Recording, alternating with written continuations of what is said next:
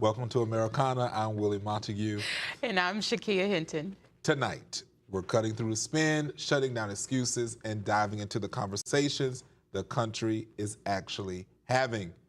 So buckle up your seatbelts. It's time to get real, relevant, and relational right here on Americana.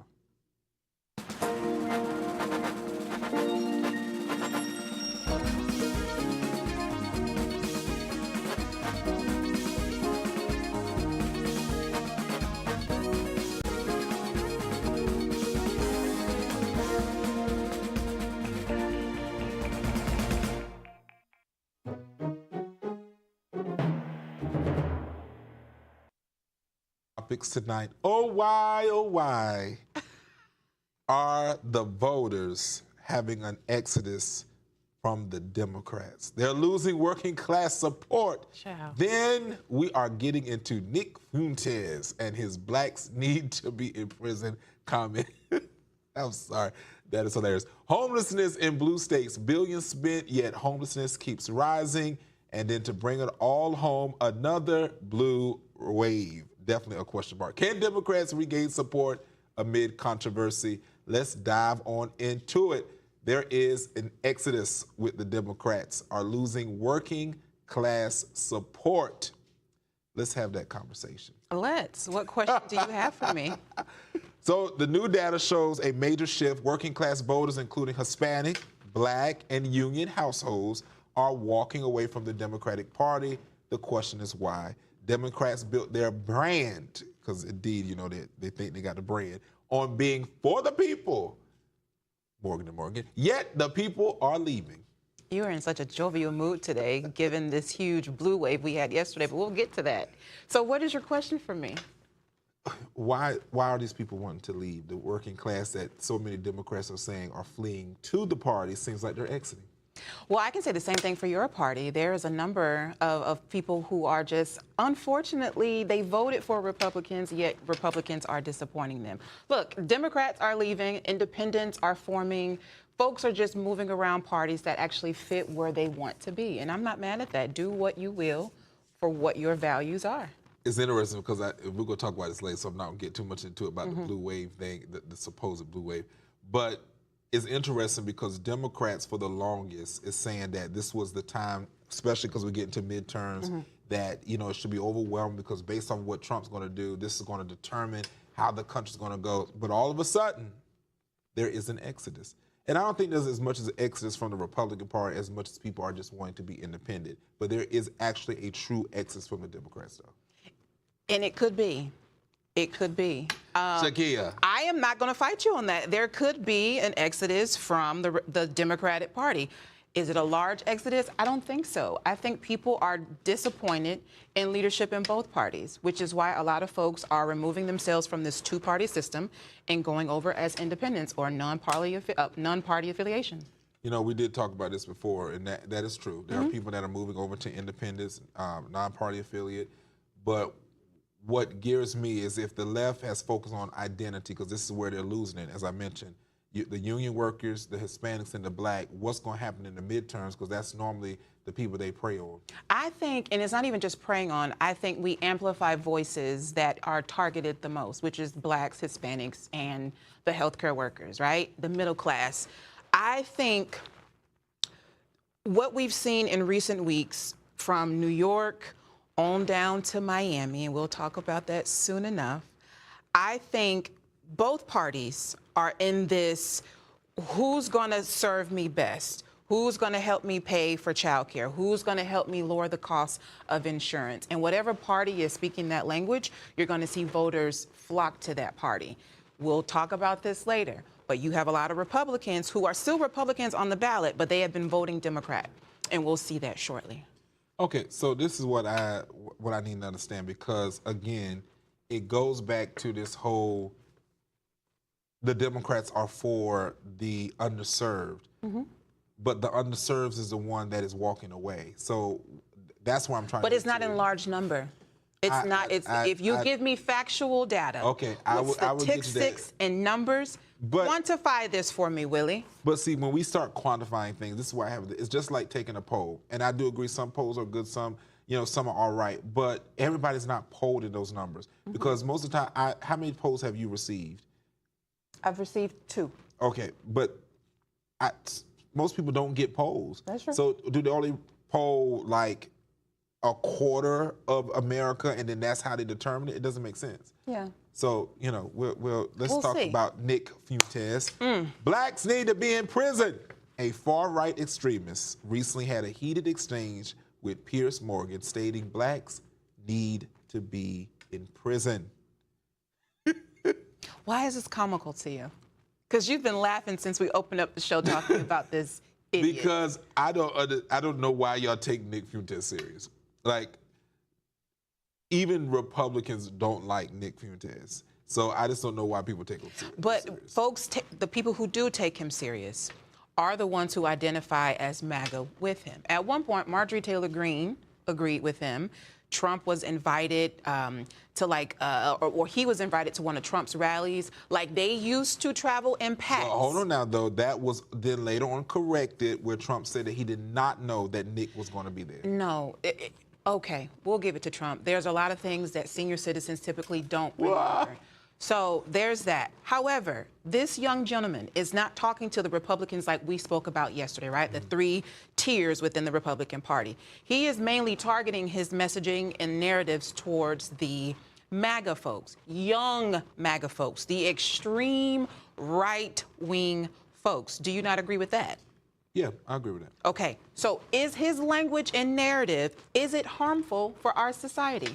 Well, so let me back up. Let's pull Nick Fuentes out of it, the person Nick Fuentes.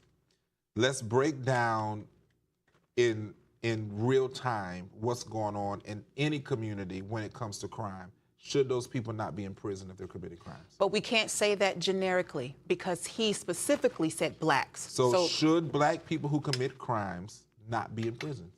Black people who commit crimes should be in prison, just like our current president and his cabinet, who has committed a federal crime, should be in prison, and their day will come very soon. Okay, but what I'm saying is now let's now add Nick Fuentes back to it. We know Nick Fuentes has an issue with people who are not of his same race. Which is? White. Okay. So. And who are male. So put that into the mix, and then, of course, it would sound to us as a form of racism. It's not just sounding, it is racist. Pull him out of it and then look at it from the angle of, as you mentioned, whoever else needs to be in prison according to you that commits a crime. So then you will see where it is no more than us saying people who commit crimes need to be in prison. Absolutely. I hear that, and your analogies, all that makes sense. But in context, given what he said verbatim, he single-handedly pointed out that blacks, he did not say any other race, he did not say any other than what he said, blacks should be in prison. And I wish we could run that clip, because the full clip was talking about how blacks should be in prison, women shouldn't vote. It was very misogynistic.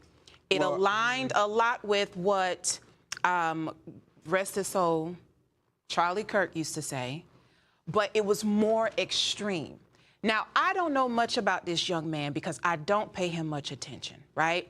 It caught my attention because he is now sparring with this gentleman who typically you're like, if you are arguing with this man, like you've reached the bottom of the bottom. Well, we all knew that about Nick. So if you research it, you'll see that. Is he Hispanic with the last name Fuentes? I don't know. Nick has been like basically depleted of it, so he gets any platform to be able to do that. But this is what I would say in reference to something you mentioned about the prisons and going forth. We have to realize as a people of color that we have to start being the voices of the ones that stand up. And I think that we have this, as I call it, mass hysteria. Excuse me. You shouldn't be saying what you're about to say. I mean, we have mass hysteria when it comes to stuff like this, and we don't take accountability to start moving in a different direction. So what do you mean, like us having mass hysteria about what he mentioned, his comment? Yeah, every time somebody says something about black people, we start getting to, oh, it's racist, but we don't do anything to change the narrative. We just live up to what they're saying. No. And then to the point, this is what I was going to say about the women voting. You know, to a degree, this is why I don't believe we would ever have a woman as president, because our country is not ready for it. And then as we look at it also, we do have women that often are extremely emotional. This is why it's important that men must lead the way so that we can You go say forward. that women are extremely emotional, yet we have a sitting president who goes on hours upon hours of a rant on social media, not talking to an actual human, but puts all of his feelings and emotions online. I'm talking gender specific Talk here. about Trump is a male. emotional intelligence. Well, emotional intelligence. Talk yes, about emotional but let's talk intelligence. About, as we was talking about women in their need. So you're saying that emotions. women shouldn't vote? All right, we have to take a quick commercial break. Let's do it. Don't move. We'll be right back discussing homelessness boom in the blue states. Where did the money go? And another blue wave. Stay with us. This is Americana. Why you choking?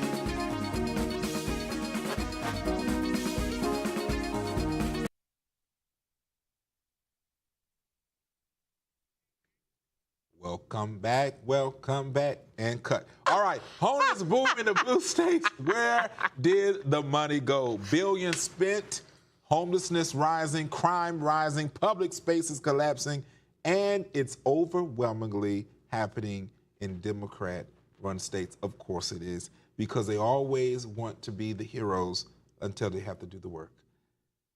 Shakea, what are we gonna do with your people?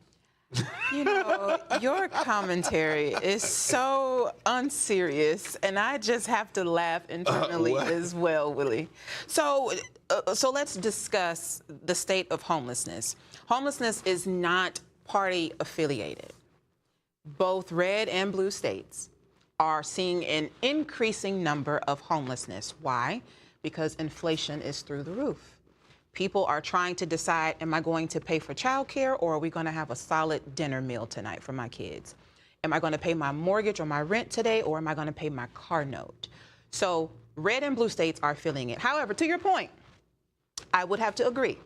We are seeing a larger number of homelessness in blue states. Why? You have to ask yourself about density. State of California has a larger population, and their density is much greater than any other state that we have in our country, right? Then you have New York. New York is also seeing an increase in homelessness due to a lot of folks seeking asylum. I know that you're going to have a problem with that, and we can talk about it too. Asylum seekers, immigration, and also the cost of living in New York is through the roof. And I can go down through a number of states that's also seeing this, but yes, I would have to agree. So now, with that being said, these Democrat-run states with these Democrat governors, with often these Democrat mayors and Democrat commissioners who then go after taxpayers' dollars, building up these big buildings, putting more or less tax incentives on the people and taxing them even more. Where is the money going? So let me stop you there. You have more Republican governors in this country than you have Democratic governors. But we're doing the job. Hold on. So you're saying, you made a statement that there were more, you said that Democrat governors are doing X, Y, and Z. I am just refuting what you were saying by saying that there are more Republican governors leading this country than there are Democrat governors. What you are, I think you are trying to say, is that there are a lot of Democrat municipalities who are ran by Democratic mayors or city councilmen, right? I don't want to put words in your mouth. Are you saying that? Yeah. Even though we have red states, you have, as you said, local government with blue leadership. That's why I mentioned the mayors, the commissioners, and such. But again, to my question, where is the money going? Because these are people who constantly say, you know, we need dollars, or, oh, they're, you know. So the claim is fair. However, the question still is the same. If we had money, we would be able to answer that in a concrete way. We Democrat folks are not getting the same resources that many red governors and red municipalities are getting. You have to say that that is a true fact. No, if that wasn't, Shakea, that's because they're out there having concerts. No, okay, so you keep bringing that up. That's a sore spot for you. We can talk about that in detail if you would like. They're having concerts and out there having sex orgy stuff. They don't have. If you want to be invited to the sex orgy, we could talk about that too. I can get you an invite. They don't have. I don't know what type of concert you are talking about that is involved in a sex orgy when we're talking about politics. Again, Republicans have this fetish with sexualizing things that are actually happening in our country. We just call out what the Democrats do, which is. And the person that you're referring to subliminally is a congressman. He's not even a governor. The person you're referring to subliminally is not even. You couldn't tell him that he wasn't. You couldn't tell him he wasn't a governor, though. To stay on track with the topic that you are asking me about, the funding that you are referring to, we are still asking for that. So a lot of Democratic cities are not seeing it, which is why we have a high rise in homelessness. If we had the right funding and we had the right resources, do you not think that anybody in their sensible mind will want to have their constituents housed? I just don't think that's. Why are we gambling with people's livelihood? You got to ask the Democrat leader. No, it's not. That is not a party issue. It is not a partisan issue. Homelessness, I believe that is happening in both red and blue states. You know why they don't get the money? They don't get the money because they don't want to submit to accountability to President Trump when he tells them what they need from federal dollars. That is not true. And that's the reason why the people on the streets are suffering. You have builders and investors coming into blue cities who are pushing people out, which is called gentrification. When they come into these cities and these different municipalities that are targeting low-income people, you are forcing them out, driving their rent up to 2 to 3 times what they were currently making. Where are those people going to go? And then the other side of that, Willie, is that you don't have enough resources to house these homeless people. So then you have homelessness that is now being criminalized and folks are in jail. Do we have a lot of prison space for these people? No. So where do they go? They on the street. To that point of that, okay, yes. You may have individuals that's on the street, but that's when the municipalities and the local government step in and start providing resources for the homelessness. And the resources they have are limited because there is not funding being funneled to that cause. It is. I just believe that Democrats are spending it on recklessness like they so often do. But speaking of that, they want to say they have a wave of holiness and poop all over their states. So last night, the city of Miami elected their first woman Eileen as a mayor, making this also the first Democrat in 30 years. Yes. We already know that Miami is often known as a place of crime and wrecked with trashiness. So this would not be something that is That is shocking. So tasty of you. This would not be shocking that they elect a woman, which just would show that it was probably going to decline now that is so. That is crazy, given that her incumbent was endorsed by Trump. And we've seen this trend. When Trump is now endorsing people, the voters are going the opposite way. Why? Because currently we've been under this administration for about 10 and a half months. But that didn't happen in Tennessee, though. The people are feeling it. That is one state. That is one state. And this is one city. And that is one state. However, this city, the city of Miami, just broke a glass ceiling. They have never had a woman be the mayor of a city of that stature. Secondly, she is a Democrat. Now, if you remember, Trump during his first campaign and even this last election did a lot of campaigning in Miami, trying to persuade the Hispanic vote to be a part of the Republican Party. Now, I don't believe that all Democrats were the only ones who were voting for Eileen. I'm pretty sure there were Republicans who voted for her because they are tired. The people are tired, Willie. I don't think so. I just think it was one of those things where the same thing with Obama. I think people had buyer's remorse after the second term, probably the first term, but because I had many people that say, even Republicans said, we voted for him because we said, why not have a black president? It's something different. Let's do it. Let's give it a shot. I think the same thing. Hold on. I think the same thing with this. okay, it'll be our first woman. It'll be, it's when people feel like, you know what, let's give something different a try. Let's see what they're going to do. Well, I can say the same thing about Trump. At first, we've never had a televised person run for politics. We've never had someone who didn't have the actual credentials. That's the problem. Hold on, There is no I just let you finish now. Now, Trump came in with no tenure of government policy. We all were looking at him like there is no way this man who just was on The Apprentice, who just filed for bankruptcy 4, 5, 6 times, is going to be the chief and commander of this country. Here we are. 2 terms later, this man is currently the sitting president of our United States. Now we have a woman who's been doing the work on the ground, and she has now broken a glass ceiling, and you are saying that it's because, oh, the folks are just wanting to try something new? Let me ask you a question. Boy, I tell you. What tenure of government policy I tell you. did our founding fathers have when they established the United States? You always refer to them, but you don't include that is not necessarily relevant for right now, Willie. It is, because the times have changed. No, because at the end of the day, we establish rules and bylaws of what we think should look like a presidential candidate. And our founding fathers said these should be everyday people that do just what we do and go out there. Absolutely correct. So going out there. So why is that different now for Eileen, that she is an everyday woman who is now holding the seat as mayor-elect of Miami? Well, you know why it's different? Because it was more of a selection because people felt sorry. That's your argument? People felt sorry? So I would like to see the other people who you claim have felt sorry as we approach this midterm election. There are going to be a lot of people who are going to have buyer's remorse in what they purchased or what they voted for last election with the presidential candidate. And here we are coming up on this midterm election. I don't think so. Speaker Mike Johnson, actually, this is kind of like a sidebar, but it's in tandem. Speaker Mike Johnson said something today. A reporter asked him about Jasmine Crockett running for Senate, and he rubbed his hands like this, like a little gremlin, and was like, well, I wish her the best. I hope she has a microphone out there. She'll never win Texas because Texas knows that they are a Republican state. They are. I wish, I hope and pray that we are able to hold that clip and run that back when she and the other people who are running in Democratic seats. We'll do that. You said the same thing about VP. Upside down. You said the same thing about VP Harris, and we came back. Upside down. And you're lost. right. She lost. However, we are on the mend. Let's go, y'all. Yeah, that's another episode. Let's go, y'all.